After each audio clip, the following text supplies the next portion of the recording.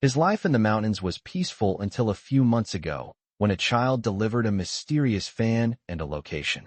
He remembers the fan vividly, an image seared into his memory. So he left his foster father, journeying all the way from Hanzhong to this lawless frontier, driven by a single, unanswered question. He steps into a tavern teeming with thugs and gamblers, a den of vipers where the weak are devoured. But he remains unfazed, a silent storm in the middle of the chaos. He orders a pound of mutton and a jug of wine, his voice calm, betraying none of the turmoil that brought him here. He calls the waiter over, not for more wine, but for information.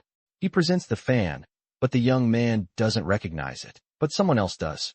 In the corner, an old woman's eyes lock onto the fan. A flicker of a dark memory crosses her face. Before he can investigate, trouble finds him. The leader of the local gang, unimpressed by the newcomer, decides to force him into a game. The swordsman refuses, having no time for such nonsense. Angered by the rejection, the thug draws his blade. He boasts that it was forged from a meteorite and has claimed countless lives. But just then, the old woman finally speaks, her voice cutting through the tension. She asks how he got the fan, then delivers a chilling revelation. An old debt from 13 years ago. Her words are the spark that ignites the powder keg.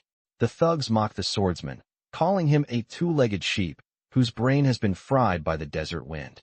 They advance, ready to skin him alive. The swordsman slowly rises. His patience has run out. He looks the leader dead in the eye and asks a question that seals their fate. You've killed countless men. In a flash, his sword is out. He moves like lightning, a whirlwind of steel. The thugs fall one by one, their crude attacks no match for his precise, elegant strikes. He's not just fighting, he's delivering a sentence. The leader is stunned. His entire gang, wiped out in seconds by a man he dismissed as a pretty boy. His shock turns to fury, and he charges forward, roaring that he'll grind him into paste. The swordsman calmly asks, "Have you ever seen the great rivers and seas?" The thug, a creature of the desert, can only respond with threats of vultures picking his bones clean under the sun. But the swordsman merely scoffs.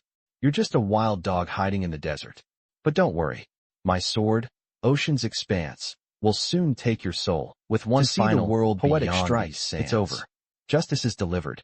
The thug's narrow world of sand and violence collapses as he falls to the floor, his debt finally paid in full. As silence descends upon the tavern, the old woman begins to sing a haunting lament, her voice echoing the loneliness of the swordsman's long and bloody road to justice.